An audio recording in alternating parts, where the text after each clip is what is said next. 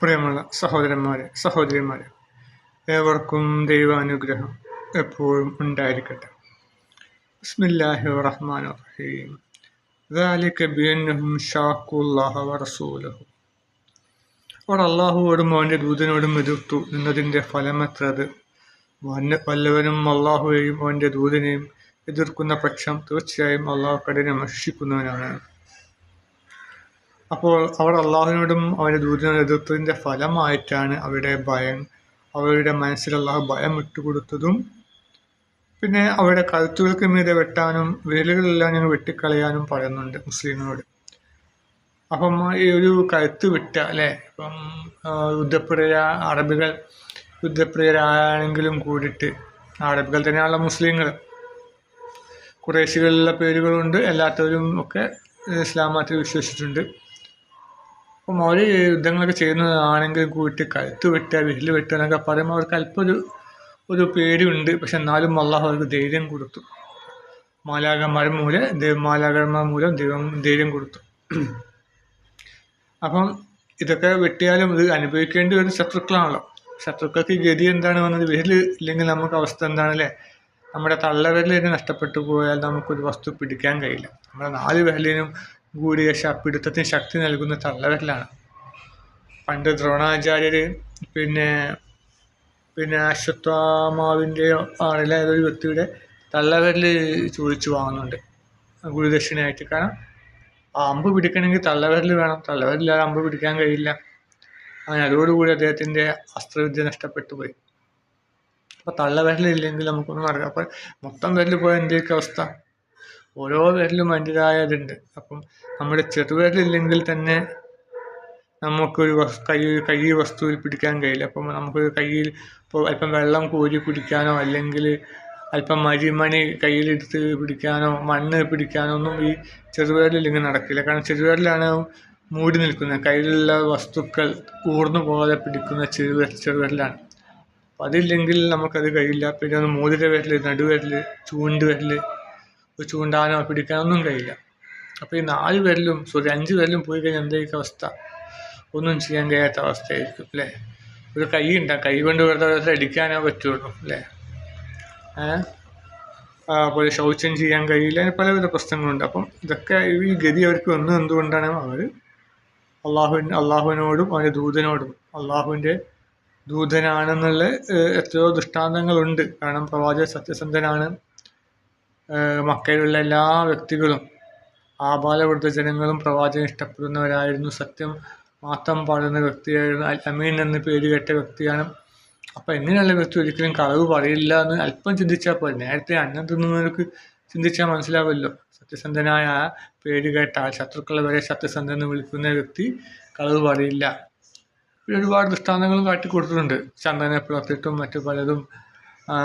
അതുപോലെ തന്നെ മദീനയിലേക്ക് പോയപ്പോഴും ഇവർക്കൊന്നും ചെയ്യാൻ കഴിഞ്ഞില്ല. അത് പ്രവാചകൻ്റെ കഴിവാണല്ലോ.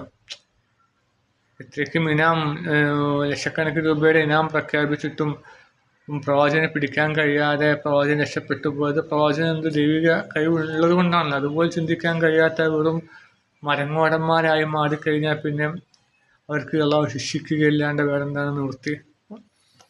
ചിന്താശേഷി ഇല്ലാത്തൊരു വർഗമായി പോയി അവർ. അതുകൊണ്ടാണ് അവർക്ക് ഇത് ശിക്ഷയൊക്കെ കിട്ടിയത്. എന്താണ്? അവർക്ക് കഴുത്തിന് മീതെ തലയും ഉണ്ടായില്ല, വിരലുകളുമില്ല. ഇപ്പോഴും ചില സോഷ്യൽ മീഡിയയിലൊക്കെ പ്രവാചകനെതിരെ പല വൃത്തികെട്ട കമൻറ്റും എഴുതുന്നവരെ പറ്റി ചിലപ്പോൾ എൻ്റെ മനസ്സിൽ തോന്നാറുണ്ട്. അവരെ പിടിച്ച് അവരുടെ വിരലുകൾ മുറിച്ച് കളഞ്ഞാൽ, വിരൽ കൊണ്ടാണത് എഴുതുക, ടൈപ്പ് ചെയ്യുക, വിരലുകൾ മുറിച്ച് കഴിഞ്ഞാൽ അത്ര നന്നായിരുന്നെന്ന് എനിക്ക് തോന്നാറുണ്ട്. കാരണം അവർക്കെതിരെ ഞാൻ മറുപടി പറഞ്ഞു മടുത്ത്. ഒരു ജാഫർ ചളിക്കൂട് ഉണ്ടായിരുന്നു, അവനെതിരെ പല വിധത്തിലും ഞാൻ പ്രതികരിച്ച് നിൽക്കാൻ വേണ്ടി. അവനൊരു പറഞ്ഞിട്ടൊരു കഴുത പോലത്തെ ഒരു ജന്മമാണ്.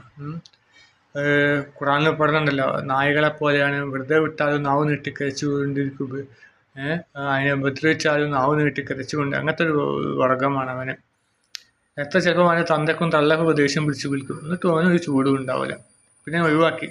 വെറുതെ സമയം പോവുക, കണ്ണും തകരാറാവുക, അല്ലെങ്കിൽ ടൈപ്പ് ചെയ്ത് വെക്കുമ്പോൾ കണ്ണ് വേദനയും ഒക്കെ വരും. പിന്നെ ഞാൻ ഒഴിവാക്കലാണ്. ചിലപ്പോൾ ഞാൻ കോപ്പി പേസ്റ്റ് ചെയ്ത് കൊടുക്കുന്നല്ലാണ്ട് ഞാൻ അങ്ങനത്തെ പോസ്റ്റുകൾ അവഗണിക്കലാണ്.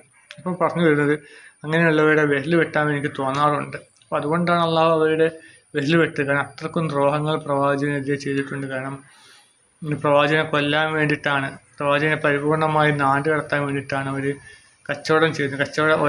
ഓരോ കച്ചവട യാത്രയിലും കച്ചവടം ചെയ്യുമ്പോൾ ഈ കച്ചവട സ്ഥാപനങ്ങൾ ഇവർ പ്രത്യേക പെട്ടി വെക്കും. ആ പെട്ടിയിൽ എന്തെങ്കിലും ആദ്യം കിട്ടുന്ന കച്ചവട സ്ഥാനത്തിൽ ആദ്യം വരുന്ന കച്ചവടം ആ പെട്ടിയിലേക്ക് ഇടും. അത് മുഹമ്മദിനെയും കൂട്ടരെയും തകർക്കാനുള്ളതാണ് എന്നുള്ള നീയത്തോടു കൂടി ഒരു പെട്ടി. അത്രക്കും ദ്രോഹികളായൊരു കൂട്ടർ, ഭൂമിക്ക് ഭാരമായൊരു കൂട്ടർ. അപ്പം അവരുടെ കൈയും തലയും വെട്ടിയില്ലെങ്കിലല്ലേ അത്ഭുതമുള്ളൂ. അതാണ് ഇവിടെ പറഞ്ഞത്. തീർച്ചയായും അള്ളാഹു കഠിനമായി ശിക്ഷിക്കും. അള്ളാഹു ഏറെ കാരുണ്യമുള്ളവനാണ്, അതോടൊപ്പം കഠിനമായി ശിക്ഷിക്കും. ശരീദുൽ ഇഖാബ് മനസ്സിലല്ലേ. അപ്പം നമ്മൾ വിചാരിക്കും ഇതെങ്ങനെ 2 ഗുണവും ഒത്തുചേരുക അല്ലേ? 2 അല്ല 100 അല്ല, അതിലും വലിയ ഗുണങ്ങൾ ഒത്തുചേരും. ശരിക്കും നമ്മൾ അള്ളാഹുവിന് 99 ഗുണങ്ങളാണ് നമ്മൾ പറയാറുള്ളത്. പക്ഷെ 99 ഒന്നല്ല, 1000-ലധികം, ലക്ഷത്തിലധികം, കോടിയിലധികം ഗുണങ്ങളുണ്ട്. അത് 99 ചുരുക്കി എന്നുള്ളൂ, നമുക്ക് പറയാൻ വേണ്ടി ചുരുക്കി. അള്ളാഹുവിന് ഇതല്ലാതെ പിന്നെയും ഒരുപാട് ഗുണങ്ങളുണ്ട് എന്ന് കാസിം ഉസ്താദ് പ്രഭാഷണത്തിൽ പറഞ്ഞിട്ടുണ്ട്. അപ്പോൾ നമുക്ക് വിചാരിക്കും ഈ കഠിനമായി ശിക്ഷിക്കുകയും കാരുണ്യവാനും എങ്ങനെയാവുക? അത് 2 വ്യക്തികളോടാണ് മനസ്സിലായേ. അള്ളാഹുവിനെ സ്നേഹിക്കുക, അല്ലെങ്കിൽ ഭൂമിയിലെ ജീവജാലങ്ങളെ സ്നേഹിക്കുന്നവരെ അള്ളാഹു അവരെ സ്നേഹിക്കും. അള്ളാഹു വളരെ കാരുണ്യ കടലാണ്, മനസ്സിലല്ലേ. ഇപ്പം ചില വ്യക്തികൾ ഇപ്പോൾ ഒരു 60 വയസ്സ് വരെ ഭൂമിയിൽ ജീവിച്ചു, അവന് ഒരുപാട് ദ്രോഹങ്ങൾ ചെയ്തു. പക്ഷെ അവന് ഇസ്ലാമിനെ പറ്റി പറഞ്ഞു കൊടുക്കാൻ ആരും ഉണ്ടായില്ല. അവന് എവിടുന്നും കിട്ടിയിട്ട് ഇസ്ലാം എന്താണെന്ന് അറിഞ്ഞിട്ടുമില്ല. അങ്ങനെയുള്ള വ്യക്തിയോട് അള്ളാഹു പുറത്തു കൊടുക്കും. അപ്പം അത്രയും കാരുണ്യവാനായാണ് പുറത്തു കൊടുക്കുന്നത്, മനസ്സിലായി. അവൻ ചിലപ്പം പ്രവാചകനെ ചീത്ത വിളിച്ചിട്ടുണ്ടാവും, ദൈവത്തെ ചീത്തയൊക്കെ ചെയ്തിട്ടുണ്ടാവും, പക്ഷെ അള്ളാഹു പുറത്തു കൊടുക്കും. അത് കാരുണ്യ കടലായതുകൊണ്ടാണ്. അതേസമയം ഇസ്ലാമിനെ പറ്റി അറിയുക, എന്നിട്ട് ഇസ്ലാമിനെതിരെ ശബ്ദിക്കുകയും ചെയ്യുന്നവർ അള്ളാഹു കഠിനമായി ശിക്ഷിക്കും. ഇപ്പോൾ ജബ്ബാറും ജാമിലുമൊക്കെ ഇസ്ലാമിനെ പറ്റി അറിയാമല്ലോ. ജാഫർ ചാലിക്കോടിനും ഒക്കെ ഇസ്ലാം മതം ജനിച്ച ആൾക്കാരാണ്, ഇസ്ലാം എന്താണെന്ന് അവർക്കറിയാം. അപ്പോൾ ഇങ്ങനെയുള്ള വ്യക്തികൾ ഇസ്ലാമിനെതിരെ ശബ്ദിക്കുകയും ചെയ്യുമ്പോൾ അള്ളാഹു അവരെ കഠിനമായി ശിക്ഷിക്കും. മസ്കറിലുണ്ടല്ലോ ഇങ്ങനത്തെ ടീമുകളൊക്കെ, അവർ കയ്യടി നേടാൻ വേണ്ടി നിരീശ്വരവാദികളുടെ കൂട്ടത്തിൽ കൂടാനും സ്റ്റേജ് പരിപാടി കിട്ടാനും വേണ്ടിയിട്ട് അവരെന്ത് ചെയ്യും? ഇസ്ലാമിനെതിരെ വിമർശിക്കും. ഇപ്പം ജാഫർ ചാലിക്കോടി ഒരു പോസ്റ്റ് കണ്ടു, ഞാൻ പ്രവാചകനെ വിമർശിക്കുന്നത് ചിലപ്പം പിറകോട്ടായതുകൊണ്ടാണ് എനിക്ക് സ്റ്റേജ് പരിപാടി കിട്ടാത്തത്, ലിറ്റിമസിൽ എന്നെ ക്ഷണിക്കാത്തത് എന്ന് പറഞ്ഞു.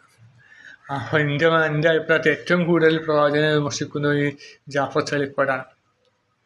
അപ്പോൾ ഇവനെന്താണ് വിളിക്കാത്തത് എന്ന് വെച്ചാൽ പരിപാടി ചിലപ്പോൾ അലങ്കോലമായി പോകുന്നതും കാണാം. കാരണം ഇവൻ അത്രക്കും ഇസ്ലാമിനെ വിമർശിക്കുന്നത് കൊണ്ട് സ്വാഭാവികമായിട്ടും അള്ളാഹുവിനെയും പ്രവാചകനെ സ്നേഹിക്കുന്ന വ്യക്തികൾ ആ സ്റ്റേജ് പരിപാടിയിലേക്ക് വരികയും അവനെ ആക്രമിക്കുകയും ചെയ്യും. അങ്ങനെ പരിപാടി അലങ്കോലമാവും എന്ന് പേടിച്ചിട്ടായിരിക്കും ഇവരെ വിളിക്കാത്ത. അതിനെ കടുത്ത ഇസ്ലാമിക വിമർശകരെ ഇവർ സ്റ്റേജിലേക്ക് വിളിക്കില്ല, കാരണം ആ അലങ്കോലമാവും.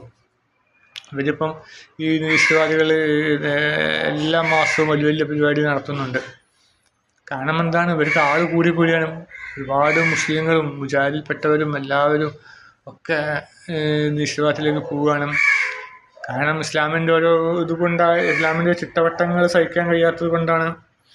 ചില പിതാക്കന്മാർ, ഇപ്പം ഞാനിപ്പം എൻ്റെ മക്കളോട് നിസ്കരിക്കാൻ പറഞ്ഞാൽ ചിലപ്പോൾ അവർ കേൾക്കാറില്ല. കാരണം എന്താണ്? ഇപ്പം സിനിമ കാണല്ലേ എന്ന് പറഞ്ഞു. ശരിയാണ്, ഞാൻ സിനിമ കാണാറുണ്ട്, അതിൻ്റെ ദൗർബല്യമാണ്. ഞാൻ മമ്മൂട്ടിയുടെ അധികം സിനിമ കാണാറുണ്ട്. അപ്പം മക്കൾ ഞാൻ പറയാം നിസ്കരിക്കാൻ പറഞ്ഞാൽ ഇപ്പോൾ സിനിമ കാണല്ലേ ചോദിക്കും. അപ്പോൾ ഞാൻ പിന്നെ മറുപടി ഒന്നും പറയില്ല, കാരണം ഇതിൽ തെറ്റുണ്ട്.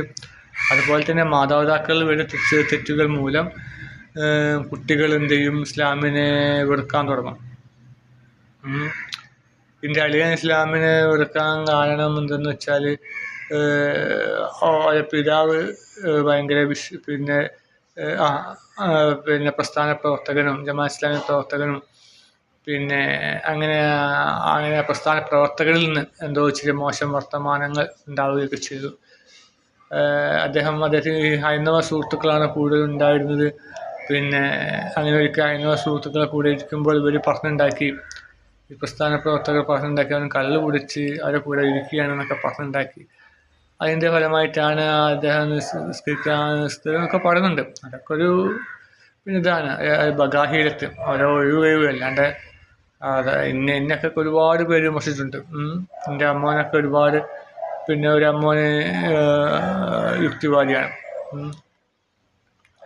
പഠിച്ചോളൊന്നും ഇല്ല എന്ന് പറഞ്ഞ് നടക്കുന്ന ആളാണ്. അദ്ദേഹം പള്ളിയിൽ മൗലിയാരായിക്കോട്ടെ, അതാ നല്ലത്, എനിക്ക് പറ്റിയ പണിയാണെന്ന് അങ്ങനെ പരിഹസിക്കും. എൻ്റെ ഉമ്മയുമായിട്ട് പരിഹസിക്കും. ഒരു അങ്ങനെ പല ഞാൻ പിന്നെ അച്ചാർ കമ്പനിയിലാവുമ്പോൾ അവിടെ ഒരു സെയിൽസ്മാൻ്റെ കൂടെ പോവും ഹെൽപ്പറായിട്ട്. അദ്ദേഹം എന്നെ വിളിക്കും. പക്ഷേ അദ്ദേഹത്തിൻ്റെ കൂടെ പോയി നിസ്കരിക്കാനൊന്നും കഴിയില്ല. വെള്ളിയാഴ്ച ജുമാസ്കാരമൊന്നും കിട്ടില്ല. അധികം വെള്ളിയാഴ്ച കണക്കായിട്ടാണ് പോവുക. വ്യാഴം വെള്ളി ശനിയാണ് ഇപ്പോൾ 3 ദിവസത്തെ പോക്കാണ്. കാസർഗോട്ടേക്കൊക്കെ പോകും. അപ്പം നിസ്കരിക്കാനൊന്നും കഴിയില്ല. പിന്നെ എന്ത് ചെയ്യും, രാത്രി നിസ്കരിക്കും. കളാവ് കിട്ടും, എല്ലാ നിസ്കാരം കളാവ് കിട്ടും. എന്നാലും പിന്നെ ജുമാ നിസ്കരിക്കില്ല. അപ്പോൾ അതുകൊണ്ട് ഞാൻ എന്ത് ചെയ്യും, അങ്ങനെ പോവാറില്ല. അപ്പോൾ അമ്മാവൻ കളിയാക്കും, പള്ളിയത്തെ മൗലിയാരായിക്കോട്ടെ, അതാ നല്ലത്, നിസ്കാരമൊക്കെ വേണം, അത് ആവശ്യത്തിന്, അധികമാകാൻ പാടില്ല, വിശ്വാസമൊക്കെ മനസ്സിലാണ് എന്നൊക്കെ പറഞ്ഞ് നിരുത്സാഹപ്പെടുത്തും പല ആൾക്കാരും. പല ആൾക്കാരും അങ്ങനെ നിരുത്സാഹപ്പെടുത്തിയിട്ടുണ്ട്. പക്ഷേ എന്നിട്ട് ഞാൻ തളർന്നില്ല. ഞാൻ എന്ത് ചെയ്യും, എൻ്റെ വിശ്വാസമായിട്ട് ഞാൻ മുന്നോട്ട് പോയി. അങ്ങനെ അള്ളാഹു എനിക്ക് മുന്നോട്ടുള്ള വഴി കാണിച്ചു തന്നു. മനസ്സിലായില്ലേ? അപ്പോൾ അതാണ് നമ്മളത് എന്ത് പ്രയാസം വന്നാലും അത് കാരണം പറഞ്ഞിട്ട് നിസ്കരിക്കാൻ മടി കാണിക്കുക. അവർക്ക് പൊതുവെ നിസ്കരിക്കാൻ മടിയാണ്. അപ്പോൾ അതോടുകൂടി ഇത് കാരണം എന്ന് പറയാന്നുള്ളൂ. മനസ്സിലായി? മോങ്ങാനിരിക്കുന്ന പട്ടിയുടെ തലയിൽ തേങ്ങ വീണെന്ന് പറഞ്ഞാൽ മാതിരി അവർക്ക് നിസ്കരിക്കാൻ പൊതുവെ മടിയാണ്. അപ്പോൾ ഇതൊരു കാരണം കിട്ടി. ജാമിദിൻ്റെ അവസ്ഥ അങ്ങനെ തന്നെ. ജാമിദ പറഞ്ഞത് ഏതോ ഉസ്താദിനെ പീഡിപ്പിക്കാൻ വേണ്ടി ശ്രമിച്ചു, അതുകൊണ്ട് എനിക്ക് ഇസ്ലാമിനൊരു ഉറപ്പായിരുന്നാണ്. അവർക്ക് പൊതുവെ നിസ്കരിക്കാനൊക്കെ മടിയായിരിക്കും, നിസ്കരിക്കാനും മാതാപിതാക്കളെ അനുസരിക്കാനൊക്കെ മടിയായിരിക്കും. അപ്പോൾ ഇതൊരു കാരണം കിട്ടി, അത്രേ ഉള്ളൂ. പറഞ്ഞു തരും, നമ്മൾ അള്ളാഹുവിനെയും പ്രവാചകനെയും ധിക്കരിച്ച് കഴിഞ്ഞാൽ അവർക്ക് ഇഹലോകത്ത് കഠിനമായ ശിക്ഷ ഉണ്ടാവും, പരലോകത്തും അതികഠിനമായ ശിക്ഷയുണ്ടാവും. പരലോകത്ത് ഒരിക്കലും നിലയ്ക്കാത്ത അതികഠിനമായ ശിക്ഷ അവർക്കുണ്ടാവും. ഇഹലോകത്ത് വളരെ ദൈന്യതയുള്ള ജീവിതം, വളരെ നിസ്സാരന്മാരായിക്കൊണ്ട്, വളരെ മോശമായിക്കൊണ്ട്. ഇപ്പം ജാഫറിനെയും ജാഫറിനെയും ജബ്ബാറിനെയൊക്കെ കണ്ടാൽ ഏതെങ്കിലും വിശ്വാസികൾ വിലവെക്കുമോ? എനിക്ക് ഈ ജബ്ബാറിൻ്റെ വർത്തമാനം കേൾക്കുമ്പോൾ ദേഷ്യം പിടിക്കും. ഒരു പൊട്ടൻ്റെ മാതിരിയുള്ള വർത്തമാനവും ഒരു പ്രത്യേക ഒരു സംസാരമൊക്കെയാണ്. എന്നൊക്കെ പറഞ്ഞിട്ടൊരു അള്ളാഹു പറഞ്ഞത് അങ്ങനെ ഒരു വൃത്തികെട്ട സംസാരമാണ്. ജാഫർ സൽക്കൂടും അങ്ങനെ ഒരു മോശം സംസാരമാണ്. അപ്പോൾ ഒരു വെറുപ്പ്, അവർ ഈ അള്ളാഹുവിനെയും പ്രവാചകനെയും ധിക്കരിച്ചുകൊണ്ട് അവരുടെ ഭാവത്തിലും പ്രവർത്തനത്തിലും ഒക്കെ ഒരു വെറുപ്പും അവജ്ഞയും കുടികൊള്ളുകയും, അപ്പോൾ എവിടെ പോയാലും അവർക്ക് നിന്ദതയാണുള്ളത്. അപ്പോൾ അങ്ങനെ ഇസ്ലാമിനെയും പ്രവാചകനെയും ഒക്കെ അള്ളാഹുവിനെയും ധിക്കരിക്കുന്നവർക്ക് അള്ളാഹു തക്കതായ ശിക്ഷ നൽകുമാറാകട്ടെ. അത്തരം ദ്രോഹികളെ ഈ പ്രപഞ്ചത്തിൽ നിന്നും അള്ളാഹു തുടച്ചു നീക്കുമാറാകട്ടെ. ആമീൻ.